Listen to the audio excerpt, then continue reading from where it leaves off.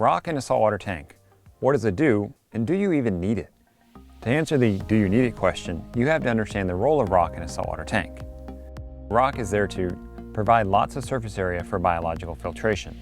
That is, bacteria that processes fish waste. That bacteria is called nitrifying bacteria, and it loves growing all over and in rock. Places for fish to hide. Keep this in mind.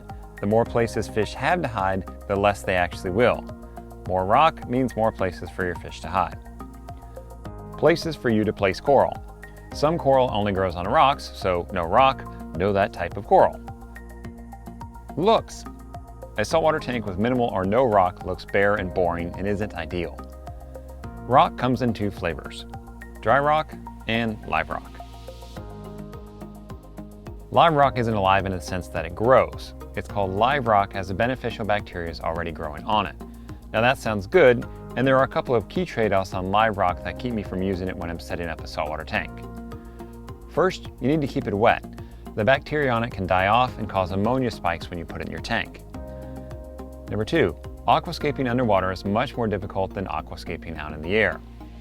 And number 3, hitchhikers. Nasty creatures like mantis shrimp can hitchhike in your tank on live rock. With all this talk about the risk of live rocks, I don't want you to get the wrong impression. It does have some benefits. One of them is that we can't replicate nature.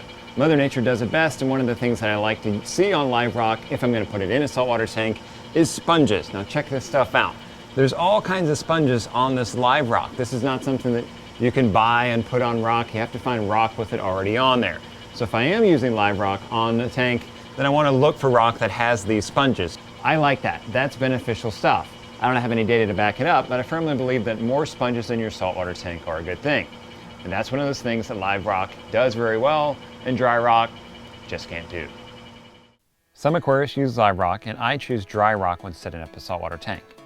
Dry rock is pest-free, doesn't have to be kept wet, and is much easier to aquascape because it's dry. The types of dry rock vary from dried out reject live rock to mined rock to man-made rock like real reef rock. Dry rock comes in a variety of shapes and sizes to help your aquascape look great. Pro tip: I recommend sticking with one type of dry rock and using a variety of that type of rock. For example, I use real reef rock on my builds, and I purchase branch, small, large, and extra large sizes. That way I have a mix of choices for aquascaping. On the MegaMatrix 120, I'm using real reef blackout rock. It's all black, and I'm expecting the high contrast between it and the colors in the corals on the MegaMatrix 120 to really make those corals pop. No matter what type of rock you choose, keep this pro tip in mind. Pro tip: buy more rock than you think you need. More rock means more choices. If you don't have a rock to choose from, then you can't use it. Okay, so how much rock do you need? The rule of thumb is 1 pound per gallon, which is a nice rule of thumb. Here's what I've learned from aquascaping tons of tanks. Pro tip: I choose how much rock I need based off what kind of scape I'm trying to create. If I want less rock and therefore a lower aquascape, I buy less rock. Bigger scape means more rock. When it's time to aquascape your tank, lay out the rock on the floor so you can see all the pieces that you have to work with. Now if you're using live rock, you have to keep the rock wet or at least damp, so this isn't a viable option for you. Then I start scaping.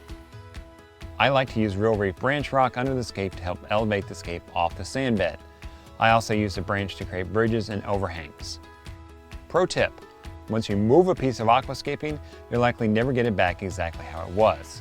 So if you move part of your scape, make sure you really want to do that move because it's probably not going back. Once you've got the scape the way you want it, turn and walk away. Call it good and admire your work. Then fill the tank, but with RODI water or salt water. We'll talk about that in the next episode.